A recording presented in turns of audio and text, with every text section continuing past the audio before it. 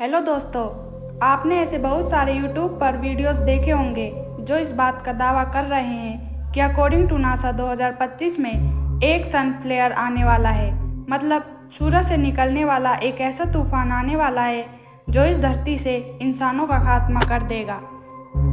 तो आखिर क्या है यह सोलर फ्लेयर? ये कैसे इस धरती पर तबाही मचाएगा और हम इंसान इसका मुकाबला कैसा करेंगे? हम ये भी जानेंगे कि इस दावे में कितनी सच्चाई है कि सूरज की वजह से 2025 में धरती पर से इंसानों का खात्मा हो जाएगा। तो 2025 में जभी अपोकलिप्टोपस जरूर आने वाला है, तो इस वीडियो को पूरा देखना, बिल्कुल स्किप मत करना। ये बात तो एकदम सच है कि ईयर 2025 में एक सोलर फ्लेयर धरती पर आएगा और ऐसा पहली बार नहीं हो रहा है। इतिहास में कई बार ऐसा हो चुका है, लेकिन अभी ये जो सोलर फ्लेयर आने वाला है ये इतिहास में आ चुके फ्लेयर्स में से सबसे ज़्यादा पावरफुल है। ये कितना ज़्यादा पावरफुल है ये तो हम आगे जानेंगे ही। इतिहास में जो सोलर फ्लेयर्स आए थे वो हमारा कुछ क्यों नहीं बिगाड़ सके और इनसे हमारी रक्षा आखिर की किसने? तो देखो, हमारी रक्षा की धरती माता ने। बेसिकली ये जो अर्थ है ना, इसका जो मैग्नेटिक फील्ड है, उस मैग्नेटिक फील्ड की वजह से पिछले जितने भी सोलर फ्लेयर्स थे वो इंसानों का कुछ भी नहीं बिगाड़ पाए। हाँ, छोटी मोटी प्रॉब्लम ज़रूर क्रिएट हुई। कम्युनिकेशन के कुछ डिवाइस स्पॉट की वजह से सोलर फ्लेयर्स लोग डरने लगे, लेकिन अब 2025 में ऐसा कुछ होने वाला है जो वाकई डराने वाला है, क्योंकि अकॉर्डिंग टू नासा अब हमारी धरती की मैग्नेटिक फील्ड में भी हमें नहीं बचा पाएगी। तो अब सवाल ये उठता है कि क्या अपोकलिप्टो फ्लेयर सूरज से धरती की तरफ आता ही है? और उसके पीछे का रीज़न है सूरज की मैग्नेटिक फील्ड में होने वाले चेंजेस। एक्चुअली हर 11 साल में सूरज की जो मैग्नेटिक फील्ड है वो कंप्लीट फ्लिप होती है, जिसकी वजह से सूरज की सरफेस पर बहुत सारी सोलर एक्टिविटीज़ भी होती है। इन सोलर एक्टिविटीज़ की वजह से एक कंडीशन क्रिएट होती है जिसे कहा जाता है solar maximum. The solar maximum is a period of time during which the sun experience peak solar activity and its magnetic field reaches its strongest and the most disorder. Dynamic point अगर simple words में समझे तो solar maximum एक ऐसी condition है जहां पर सूरज की मैग्नेटिक फील्ड अपने सबसे स्ट्रॉन्गेस्ट और सबसे ज़्यादा डिसऑर्डर्स पर होती है। इस पूरे डायनेमिक्स की वजह से एक सोलर फ्लेयर धरती की तरफ बुलेट की स्पीड में आती है। बुलेट से मेरा मतलब है वो रॉयल एनफील्ड वाली बुलेट नहीं। बुलेट की स्पीड तो वैसे ही बहुत कम होती है। ये तो मैंने बस आपको एक छोटा सा एग्जाम्पल दिया। सोलर फ्लेयर की जो एक्चुअल स्पीड होती है वो होते हैं 20 से लेकर 2000 किलोमीटर पर। अब इतनी स्पीड से तो बंदूक की गोली मतलब बुलेट भी ट्रेवल नहीं कर सकती। ये तो था पूरा विज्ञान के आखिर सूरज पर ऐसा क्या होता है जिसकी वजह से सोलर फ्लेयर धरती की तरफ आती है। अब इस स्पेस से निकल कर चलते हैं थोड़ा सा इतिहास की तरफ, क्योंकि ईयर 1890 का पानी गर्मी से वेपोराइज्ड हो गया था। यह सब तो हॉलीवुड की फिल्मों में ही होता है।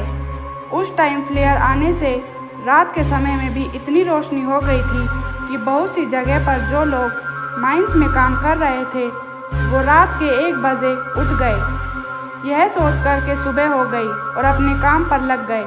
उस टाइम के जो टेलीग्राफ सिस्टम थे जिनका यूज़ कम्युनिकेशन के लिए किया जाता था वो बिना इलेक्ट्रिकल सप्लाई के अपने आप चलने लग गए थे।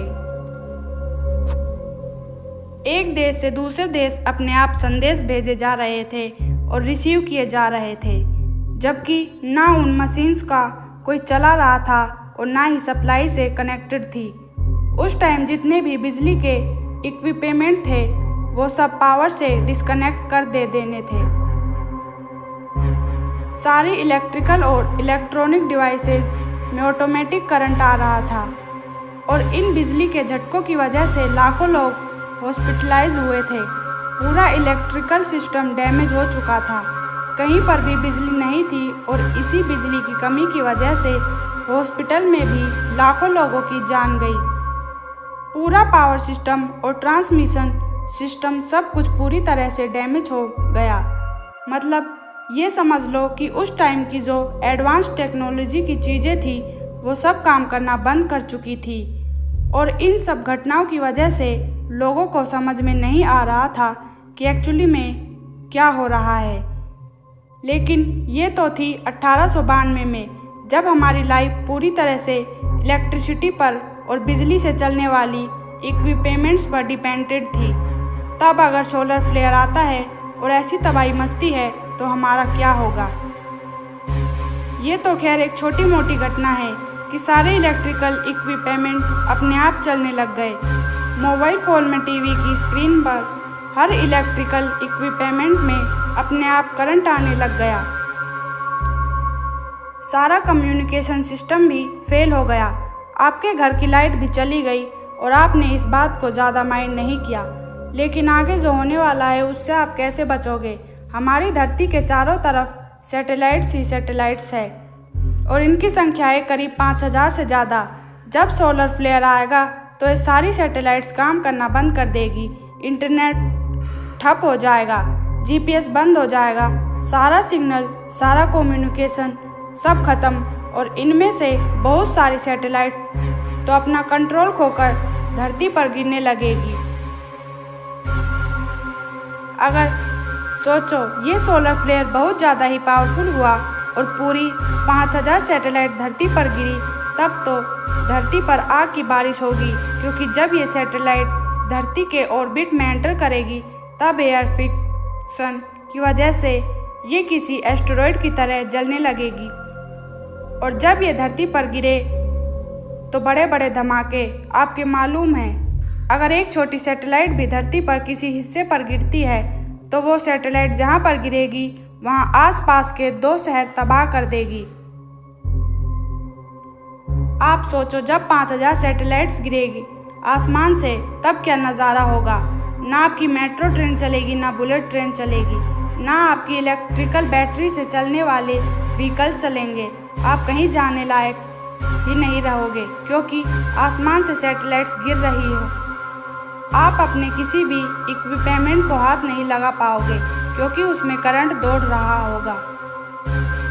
इवन आप तो पानी पीने का जो फिल्टर जो आरओ है उसे भी यूज़ नहीं कर पाओगे क्योंकि या तो वो इलेक्ट्रिसिटी ना होने की वजह से चलेगा नहीं, या फिर उसमें मौजूद पानी में करंट दौड़ रहा होगा। इससे भी ज़्यादा डरा देने वाली बात यह है कि सोलर फ्लेयर जब धरती पर एंटर करेगा तो उसकी किरणों की वजह से जो रेडिएशन वातावरण में फैले उसकी वजह से इंसानों को तरह तरह की स्किन की डिसीज हो जाएगी। बहुत सारे लोगों को स्किन कैंसर हो जाएगा। तो आप बोलोगे 2014 में भी इसी तरह के एक सोलर फ्लेयर की भविष्यवाणी की गई थी। भविष्यवाणी किसी बाबा ने नहीं की थी, नासा के साइंटिस्ट ने ही की थी और ऐसा नहीं है कि वो प्रेडिक्शन गलत था। सोलर फ्लेयर आया था, लेकिन सोच के बताओ कि क्या तुमको याद है कि 2014 में ऐसा कुछ हुआ था कि सैटेलाइट्स धरती पर गिरने लगी, चीज़ों में करंट आने लगा। हाई टोन थिक सो कि तुम्हें ऐसा कुछ याद भी होगा क्योंकि एक्चुअली में ऐसा कुछ हुआ ही नहीं था। ये बात अलग है कि 2014 में जो सोलर फ्लेयर आया था वो बहुत ही कम पावरफुल था। बचने के लिए हम क्या करें? तो आप उससे बचने के लिए कुछ नहीं कर सकते हो। बस आपको अपने घर के अंदर रहना है, किसी भी इलेक्ट्रॉनिक इक्विपमेंट को हाथ नहीं लगाना और जो इक्विपमेंट बहुत ज़्यादा कीमती है, आपका मोबाइल या आपका लैपटॉप, उन सबको आपको एक जगह इकट्ठा करके संभाल कर रख देना है। इक्विपमेंट्स को जो आपके घर में अवेलेबल है सबको पावर से डिस्कनेक्ट कर देना, सबके प्लग निकाल देना।